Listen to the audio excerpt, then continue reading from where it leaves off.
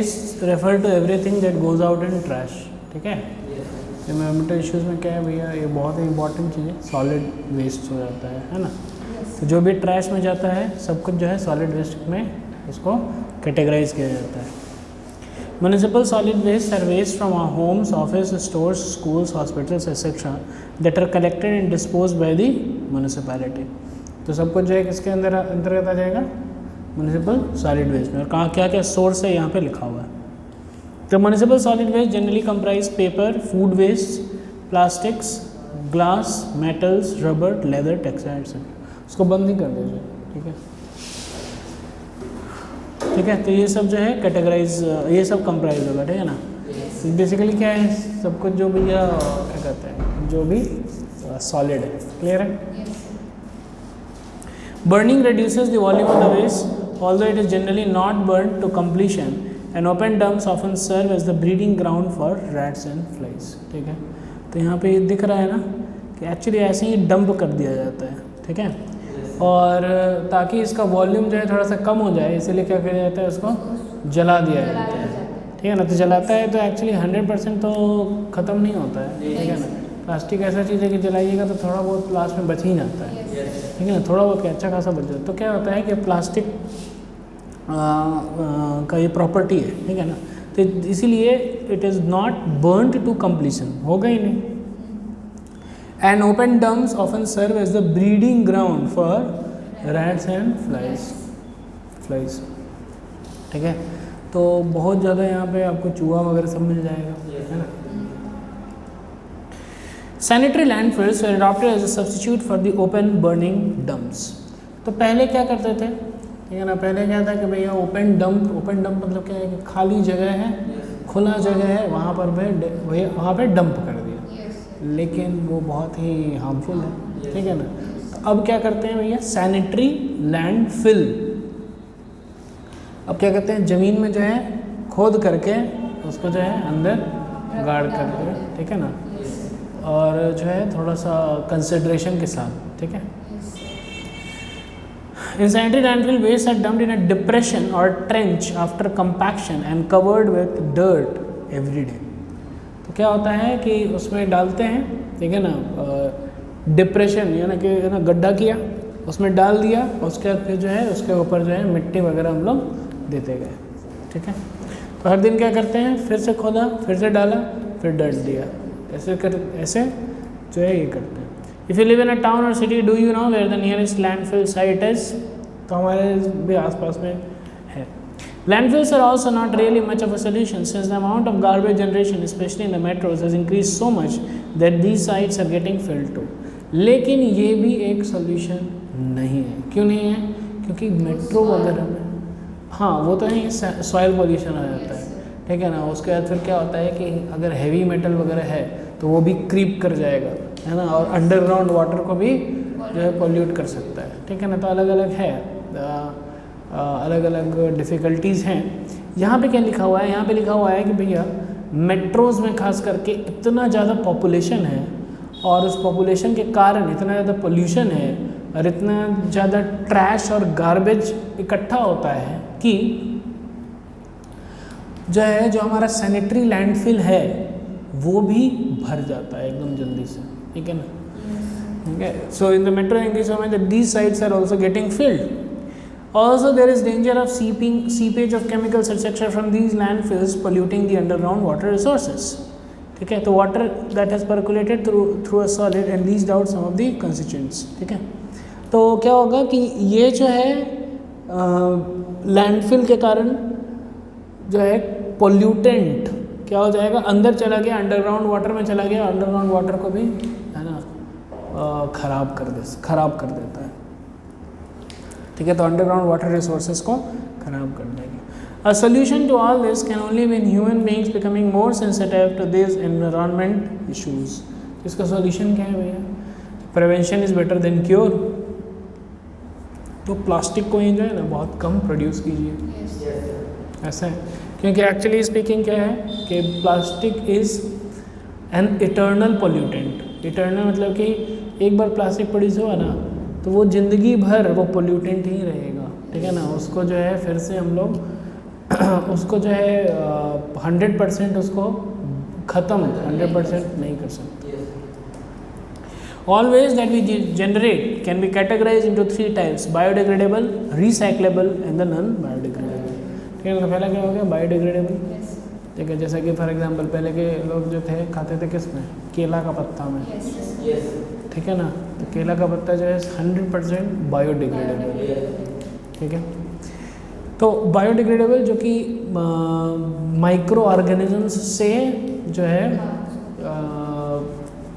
Degrade हो जाए। ठीक है ना, माइक्रो ऑर्गेनिज्म खा पी करके एकदम ख़त्म कर दे, कोई दिक्कत नहीं। ठीक है, उसके बाद फिर क्या होता है?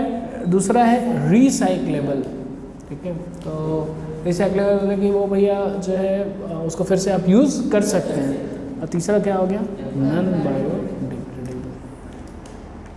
It is important that all the garbage generated is sorted. तो जो भी गार्बेज जनरेट होता है उसको हम लोग को सॉर्ट करना चाहिए, उसको अलग अलग में कैटेगराइज करना चाहिए। What can be reused or recycled should be separated out. Our kabadiwalas and rag pickers do a great job of separation of materials for recycling. ठीक है, तो जो हमारे कबाड़ी वाला है वो क्या करते हैं? वो इसीलिए जो है ना अलग अलग चीज़ें वो देखिएगा चुनते हैं। ठीक है, जो कि क्या होता है स्पेशली जो नॉन बायोडिग्रेडेबल वगैरह होता है वो सब अलग करते हैं, जो बायोडिग्रेडेबल है वो अलग करते हैं। The biodegradable materials can be put into deep pits in the ground and be left for natural breakdown। ठीक है ना, तो 3 चीज़ था: बायोडिग्रेडेबल, नॉन बायोडिग्रेडेबल और रिसाइक्लेबल। तो रिसाइक्लेबल जो है उसका तो बहुत इमीडिएट यूज़ भी हो जाता है, जैसे कि बॉटल्स वगैरह होता है तो आप देखिएगा कि बहुत लोग इकट्ठा करते हैं बॉटल्स को इमीडिएटली बेच देते हैं। ठीक है ना, वो बिकता है ना। और जो है बायोडिग्रेडेबल का, तो बायोडिग्रेडेबल को क्या करते हैं? बायोडिग्रेडेबल तो बहुत आसान है, इन्वेंशन से ना थोड़ा सा कहीं पे भी आप जो है थोड़ा सा गड्ढा करके रख दो, वो खुद ब खुद जो है बायोडिग्रेड हो करके उसका न्यूट्रिएंट्स जो है एटमॉस्फेयर में अवेलेबल हो जाएगा। एटमॉस्फेयर मतलब इन्वायरमेंट में अवेलेबल हो जाएगा। ठीक है, that leaves only the non biodegradable to be dispose of. लेकिन नॉन बायोडिग्रेडेबल जो है डिस्पोज ऑफ के लिए बचता है। The need to reduce our garbage generation should be a prime goal, instead we are increasing the use of non biodegradable products. तो हम लोग का प्राइम गोल भैया यही होना चाहिए कि जितना ज़्यादा से ज़्यादा हो नॉन बायोडिग्रेडेबल को हम लोग यूज़ नहीं करें और उसका प्रोडक्शन जो है कम हो जाए। ठीक है, लेकिन एक्चुअली इन वन सेंस क्या हो रहा है कि धीरे धीरे है ना जो नॉन बायोडिग्रेडेबल है उसको यूज़ हम लोग बढ़ा रहे हैं। कैसे बढ़ा रहे हैं? पहले क्या था कि पहले जो है जो ट्रक का टायर है केवल वही नॉन बायोडिग्रेडेबल रहता था। आजकल क्या है? आजकल सब्जी मसाला का पैकेट है वो भी नॉन बायोडिग्रेडेबल है, जो कि हर दिन यूज़ करना है। ठीक है ना, तो डेली यूज़ का जब प्रोडक्ट्स वो नॉन बायोडिग्रेडेबल होने लगा, वहीं से जो है पतन शुरू हो गया है इस सिविलाइजेशन का। इन वन सेंस से ना बहुत ही बड़ा प्रॉब्लम है civilisation. Just pick any readymade packet of any good quality eatable, say biscuit packet, and study the packaging. Do you see the number of protective layers? ठीक है ना, कुछ भी ले लीजिए, आप देखिएगा कि उसमें क्या होगा, एक जो है प्लास्टिक का लेयर रहेगा ही रहेगा। Note that at least one layer is of plastic. We have started packaging even our daily use products like milk and water in polybags. In cities, fruits and vegetables can be bought packed in beautiful polystyrene and plastic packaging. We pay so much, and what do? ठीक है, और fruits और vegetables वगैरह को भी आजकल जो है लोग पैक करके लेते हैं, किसमें? प्लास्टिक। तो उससे क्या होता है? इन्वायरमेंटल पोल्यूशन बहुत ही ज़्यादा होता है। We contribute heavily to environmental pollution. State governments across the country are trying to push for reduction in use of plastics and use of eco-friendly packaging। तो स्टेट गवर्नमेंट जो है वो पुश कर रहा है कि भैया जो है ना प्लास्टिक्स का यूज़ जो है वो क्या हो जाए? रिड्यूस हो जाए, and use of eco friendly packaging. Eco friendly specially क्या होता है? मोस्टली वो नॉन बायोडिग्रेडेबल होता है। We can do our bit by carrying cloth or other natural fiber carry bags when we go shopping and by refusing polythene bags. तो हम लोगों को क्या करना चाहिए, चैरिटी बिगिंस एट होम, ठीक है ना। तो पहले हम लोग को अपने ही जीवन में उतारना चाहिए कि भैया जितना कम से कम प्लास्टिक यूज़ कर सकें, ठीक है ना। जितना कम से कम प्लास्टिक यूज़ तो क्या करना चाहिए भैया, है ना, natural fibre carry bag use करना चाहिए, ठीक है ना, जो जूट का वगैरह होता है, ठीक है ना, क्योंकि और पॉलीथीन बैग का कम से कम यूज़ करें। Say no to plastic and use cloth bags, ठीक है। हॉस्पिटल्स ऑल्सो जनरेट, अब हॉस्पिटल भी भैया जनरेट करता है hazardous waste that contain disinfectants and other harmful chemicals and also pathogenic micro organisms. बहुत बार जो है आप हॉस्पिटल से गुजरिएगा तो आपको जो है स्मेल से पता चल जाए कि भैया यहाँ पे हॉस्पिटल है। क्यों? क्योंकि जो है डिसइंफेक्टेंट वगैरह जो है आसपास उसके गिरा ही रहता है, क्लियर है क्या। एंड अदर हार्मफुल केमिकल्स, ठीक है ना, और केमिकल्स वगैरह भी जो कि हार्मफुल भी हो सकता है। And also pathogenic micro organisms, micro organism जो कि पैथोजेनिक है। माइक्रो ऑर्गेनिज्म मतलब पैथोजेनिक मतलब क्या हो गया कि डिजीज कॉजिंग माइक्रो ऑर्गेनिजम्स भी वहाँ पे रहते हैं। Such wastes also require careful treatment and disposal. The use of incinerators is crucial to the disposal of hospital waste. तो क्या करना चाहिए भैया हमको, है ना, यहाँ पे क्या यूज़ करना चाहिए, इंसिनरेटर। इंसिनरेटर क्या है? It is a furnace for burning waste. Modern incinerators include pollution mitigation equipment such as flue gas cleaning. There are various types of integrated plant design, है ना, अलग अलग प्रकार का रहता है। तो ये क्या है? It is a furnace for burning waste. लिख लीजिए ये लिख लीजिए इंसिनरेटर क्या होता है।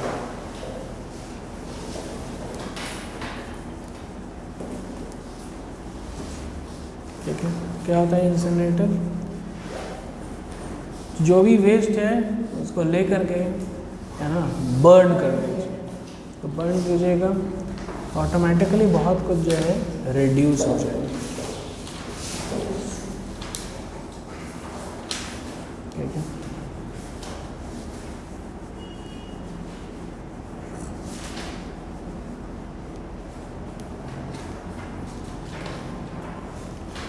खास करके हॉस्पिटल वेस्ट में जो है ना बहुत सारा कोई हार्मफुल केमिकल्स वगैरह रहते हैं, तो वो सब भी जो है उसका भी जो हार्मफुल इफेक्ट है वो सब भी कम हो जाएगा, ख़त्म हो जाएगा,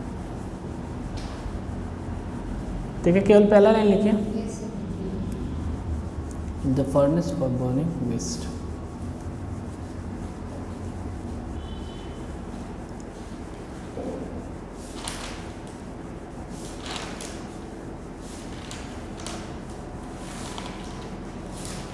ठीक है, आगे बढ़ा जाए।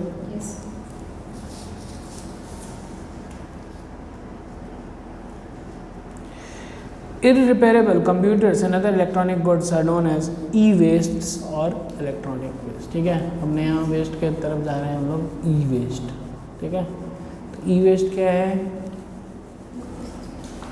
ना, तो बहुत सारा जो है ना कंप्यूटर वगैरह ये सब जो है, कंप्यूटर, इलेक्ट्रॉनिक गैजेट्स, मोबाइल्स, ठीक है। तो ये सब क्या है, एक बार ख़राब हो जाता है तो फिर हम लोग क्या करते हैं, नया ले लेते हैं मोस्टली, है ना। ऐसा कभी कभी तो रिपेयर कराने जाइएगा तो बोलेगा कि 10,000 लगा, वो फ़ोन था 8,000 का, ठीक है ना। स्क्रीन वगैरह ये सब मिला करके अच्छा खासा दाम हो जाता है। तो irreparable computers and electronic goods are known as e-waste. E-waste are buried in landfills और इंसिनरेटेड, ठीक है। तो ये क्या हो जाएगा, ये भी लैंडफिल में रह जाएगा, नहीं तो फिर क्या हो जाएगा, ये इंसिनरेटेड हो जाएगा, ठीक है। बहुत बार जो है, ठीक है, पढ़ते हैं। Over half the e waste generated in the developed world are exported to developing countries, mainly to China, India and Pakistan, ठीक है। और क्या होता है कि बहुत बार जो ई वेस्ट होता है ना, बड़े बड़े कंट्री, डेवलप्ड कंट्रीज में, वो क्या करते हैं कि अपना ई वेस्ट जो है चाइना, इंडिया, पाकिस्तान, ऐसे जो डेवलपिंग कंट्रीज़ हैं उनको भेज देते हैं। और फिर यहाँ के लोग क्या करते हैं, यहाँ के लोग जो है उस ई वेस्ट से कुछ जो है चीज़ें निकालते हैं, जैसे कि कॉपर, आयरन, सिलिकॉन, निकल, गोल्ड, ये सब जो है उसमें से रिकवर करके फिर उसको यूज़ करते हैं, ठीक है। मैं क्यों e-waste. Unlike developed countries which have specifically built facilities for recycling of e-waste, recycling in developing countries often involves manual participation, thus exposing workers to toxic substances present in e-waste. लेकिन problem क्या हो जाता है कि जो develop countries है वहाँ पे जब ई-वेस्ट को डिस्पोज करते हैं, ठीक है, डंप करते हैं, तो वहाँ पे जो है प्रिकॉशन वगैरह के साथ करते हैं. लेकिन डेवलपिंग कंट्रीज में जब करते हैं तो क्या करते हैं, मोस्टली मैनुअली करते हैं. तो जब मैनुअली करते हैं मोस्टली तो क्या हो जाता है, एक्सपोज हो जाते हैं जो हार्मफुल केमिकल रेडिएशन वगैरह के निकलता है उससे. ठीक है, तो ई वेस्ट का क्या है, तो recycling is the only solution for the treatment of e waste provided it is carried out in an environment friendly manner. ठीक है ना, तो एनवायरमेंट फ्रेंडली मैनर में हम लोग अगर देखेंगे तो क्या है, क्या करना चाहिए, रिसाइकलिंग करना चाहिए. किसका, ई वेस्ट का रिसाइकलिंग करना चाहिए. ठीक है, ये एक बहुत ही इम्पॉर्टेंट केस स्टडी है, ये लोग हम लोग अच्छे से पढ़ेंगे. Case study of remedy for the plastic waste. A plastic sack manufacturer in Bangalore has managed to find the ideal solution to the ever-increasing problem of accumulating plastic waste. Ahmed Khan, aged 57 years old, has been producing plastic sacks for 20 years. 20 साल से plastic sac produce कर रहे हैं, plastic का बोरा. ठीक है.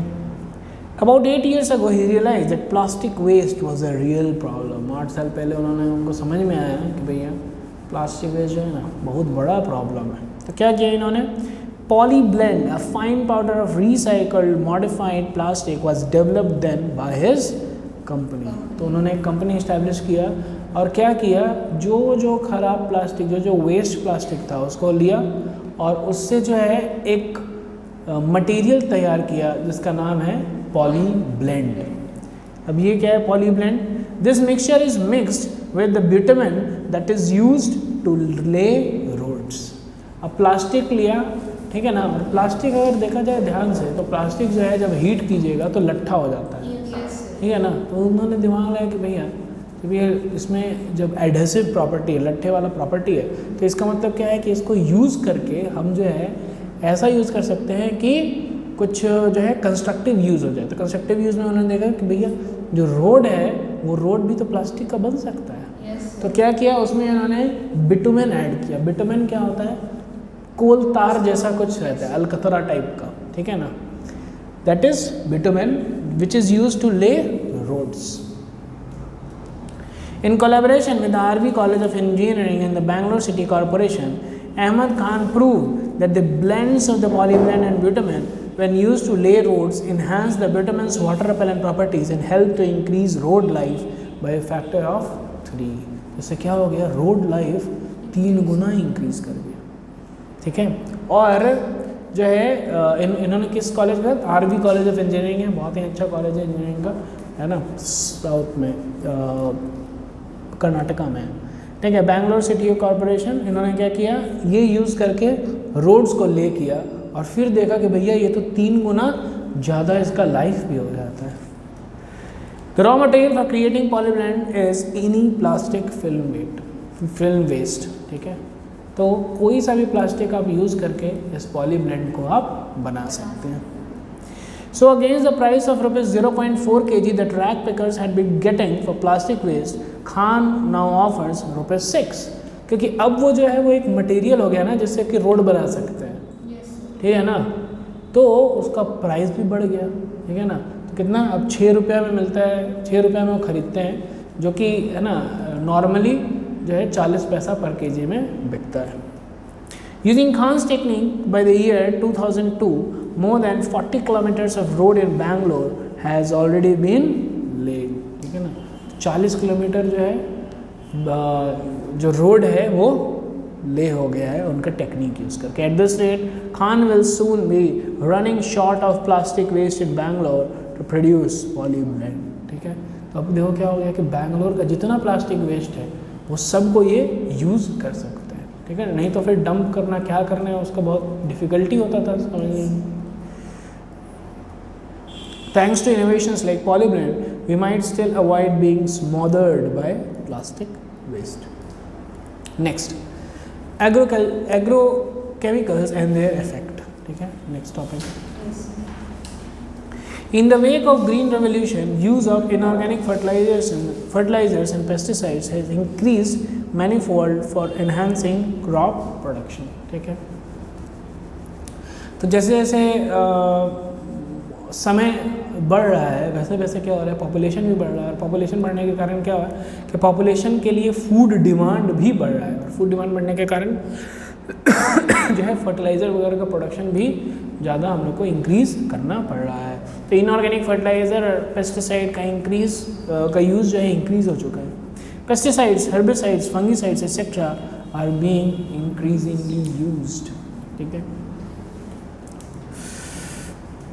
these incidentally are also toxic to non-target organisms that are important components of the soil ecosystem। तो अब क्या हो रहा है कि हम लोग जो है पेस्टिसाइड्स, इंसेक्टिसाइड्स ये सब तो यूज़ कर रहे हैं, लेकिन उसके साथ साथ क्या हो रहा है, पेस्टिसाइड क्या है, पेस्ट मारता है, इंसेक्टिसाइड क्या है, इंसेक्ट्स मारता है। ठीक है ना, तो हम लोग ये यूज़ कर रहे थे कि जो नुकसानदेह इंसेक्ट है उसको मारने के लिए, लेकिन ये क्या कर रहा है, नुकसानदेह को तो मारता है लेकिन जो अच्छा इंसेक्ट है उसको भी मार रहा है। ठीक है ना, बहुत सारे इंसेक्ट्स हैं जो कि बहुत ही वैल्यूएबल है हम लोग के लिए। लेट अस से फॉर एग्जांपल अर्थवॉर्म बहुत ही वैल्यूएबल है। ठीक है ना, अर्थवॉर्म को फार्मर्स फ्रेंड भी बोला जाता है। ठीक है ना, उसके बाद फिर बीज बहुत ज़्यादा वैल्यूएबल है। ठीक है ना, अगर हनी भी अगर नहीं रहेगा तो पॉलिनेशन अगर नहीं रहेगा तो हो गया भैया, आम का सीजन आने से पहले ख़त्म। आम कब होगा, जब पॉलिनेशन होगा तब ना, तब पॉलिनेशन नहीं होगा फिर क्या होगा, ना हम रहेंगे ना आप रहिएगा, कोई नहीं रह पाएगा। क्लियर है क्या, खाना कहाँ से खाएंगे, क्लियर है क्या, फ्रूट्स वगैरह ये सब जो है होगा ही नहीं। क्लियर है क्या, कोई दिक्कत? ठीक है, do you think these can be biomagnified in the terrestrial ecosystems? और उसके कारण क्या हो जाता है, ये पेस्टिसाइड, इंसेक्टिसाइड ये जो है क्या हो जाता है, बायो मैग्निफिकेशन हो जाता है उसमें। Chemical fertilisers can be bio magnified in the terrestrial ecosystem and can cause eutrophication in aquatic ecosystems, plants, herbivores, carnivores, omnivores and decomposers। ठीक है, तो जो है बायो मैग्निफिकेशन इसमें हो सकता है। याद है बायो मैग्निफिकेशन पढ़े थे हम लोग, है ना, खास करके एनसीईआरटी में एक एग्जाम्पल दिया था, कौन सा केमिकल था वो, देखिए देखिए देखिए, यही तो है, डायग्राम देखिए, कौन सा केमिकल है इसका बायो मैग्निफिकेशन दिया हुआ है, डीडीटी। ठीक है ना, तो डीडीटी का जो है बायो मैग्निफिकेशन दिया हुआ है, जो कि कहाँ से स्टार्ट होता है, शुरू में उसका क्या था कंसंट्रेशन, 0.003 कितना ppm, ppb 0.003 पार्ट्स पर बिलियन। कितना हो जाता है बायो मैग्निफिकेशन होने के बाद, 25 पार्ट्स पर मिलियन। समझ में आ रहा है ना, बहुत ज़्यादा ही मैग्निफिकेशन। क्लियर है क्या?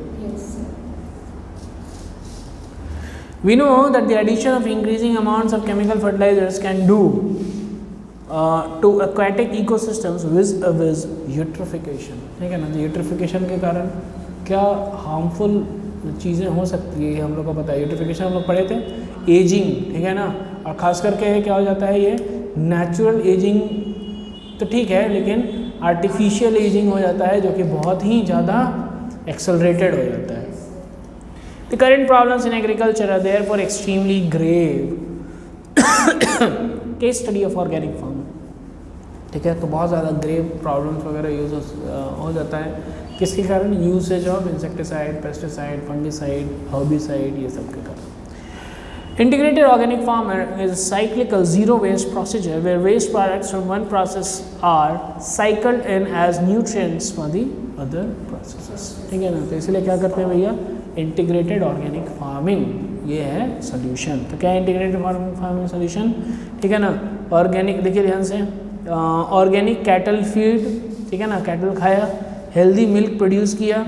ठीक है, और उसके बाद फिर क्या हुआ कि गोबर वगैरह ये सब दिया, कैटल वगैरह जो है ना, एक्सक्रीटा वगैरह, तो वो यूज़ करके क्या हो गया, वो फर्टिलाइज़र के रूप में यूज़ हो गया, फर्टिलाइज़र के रूप में यूज़ किए। और उसके बाद फिर क्या किए, इसको हम लोग जो है अच्छे से कंपोस्टिंग किए, है ना, अच्छे से उसको काइंड ऑफ यू नो सन में रखते हैं, है ना, और डिकम्पोज करते हैं जिससे कि ज़बरदस्त फर्टिलाइजर बन जाता है वो, ठीक है। और जो है ये जैविक खाद जो है इसका कॉस्ट भी एक्चुअली बहुत ज़्यादा होता है, ठीक है। और क्या होता है, फिर इसको लैंड प्लॉट्स में डाल दिया और उसके बाद फिर क्या हो गया, healthy yield through organic farming, ठीक है ना। तो इसमें देखिए इन वन सेंस कोई भी वेस्ट प्रोडक्ट नहीं है, और जो भी वेस्ट प्रोडक्ट है उसको हम लोग यूज़ कर रहे हैं, इसका एक्सक्रीटा वगैरह जो वेस्ट प्रोडक्ट है उसको हम लोग यूज़ कर रहे हैं एज फर्टिलाइजर। क्लियर है क्या? This allows the maximum utilization of resource and increases the efficiency of production. Okay, integrated farm management. Ramesh Chand Dagar, a farmer in Sonipat, Haryana, is doing just this. He includes beekeeping, dairy management, water harvesting, composting, and agriculture in a chain of processes which support each other and allow an extremely economical and sustainable venture. तो वो क्या करते हैं, है ना, यही सारा कुछ जो है ना, अपने फार्म में स्टार्ट कर दिया करने के लिए। क्या? बी कीपिंग, हनी बीज को भी रखते हैं, ठीक है। हनी बीज क्या होता है, हनी बीज जो है कलेक्ट करता है नेक्टर, ठीक है, नेक्टर कलेक्ट करता है और वो जो है उसका हनी बनाते हैं, और हनी बहुत इकोनॉमिकल है, लेकिन ना बहुत ही ज़्यादा क्या कहते हैं उसका कॉस्ट है, ठीक है ना, अच्छा खासा कॉस्ट है उसका। प्लस हनी भी जो है हेल्प किस में कर दिया, पॉलिनेशन में भी हेल्प कर दिया है, ठीक है ना, तो एकदम फ़ायदा ही फ़ायदा है। तो हनी भी जो है किसको हेल्प किया, प्लांट्स को हेल्प किया, ठीक है ना, और प्लांट से वो क्या ले लिया, नेक्टर भी ले लिया, हनी भी खुश, और उसका आप नेक्टर ले लिए और हनी बना लिए, आप भी खुश है कि, और आपका प्लांट में पॉलिनेशन भी हो गया, ठीक है ना। तो देखो ये सब चीज़ क्या है, एक दूसरे को सपोर्ट करता है। फिर डेयरी मैनेजमेंट, ठीक है ना, डेयरी मैनेजमेंट में क्या है, अब जैसे कि जो भी भूसा वगैरह है, ठीक है ना, तो जो भी अनाज वगैरह ले लिए, भूसा वगैरह क्या है, डेयरी खाएगी, ठीक है ना, और उसका जो एक्सक्रीटा है वो दे दो यार खाद में। क्लियर है क्या? ठीक है ना। वाटर हार्वेस्टिंग, ठीक है, कंपोस्टिंग क्या हो गया भाई, खाद बनाना, and agriculture in a chain of process. तो ये सब को जो है वो एक साथ मिला दिए हैं, विच support each other and allow an extremely economical and sustainable venture, ठीक है। There is no need to use chemical fertilizers for crops, as cattle excreta, that is dung, are used as manure. Crop waste is used to create compost, which can be used as natural fertilizer or can be used to generate natural gas for satisfying the energy needs of the farm, ठीक है। और उसके बाद फिर क्या होता है, जो क्रॉप का वेस्ट है, ठीक है ना, उसको क्या कर सकते हैं, उसको भी आप कंपोस्ट के रूप में यूज़ कर सकते हैं, उसको भी आप जो है थोड़ा सा क्या कहते हैं डिग्रेड हो जाता है, कंपोस्ट हो जाता है, वो भी फर्टिलाइजर के रूप में काम है, नेचुरल फर्टिलाइजर, और it can be use to generate natural gas for satisfying the energy, या फिर उसको बर्न करके आप यूज़ कर सकते हैं उसको as fuel also. Enthusiastic about spreading information and help in the practice of integrated organic farming, Dagar has created the Haryana Kisan Welfare Club with a current membership of around 5,000। तो 5,000 farmers हैं, और वो लोग जो है क्या कहते हैं इस हिसाब से है ना, ये करके जो है बहुत ही सक्सेसफुल जो है एक एंटरप्राइज को डेवलप किया उन्होंने। रेडियो एक्टिवेट वेस्ट, इनिशियली कितना टाइम हो गया, टाइम क्या हो, टाइम 5 बज गया। चलिए तो रेडियो एक्टिव वेस्ट हम लोग कल पढ़, ठीक है। Thank you very much, tata bye bye, wish you all the best.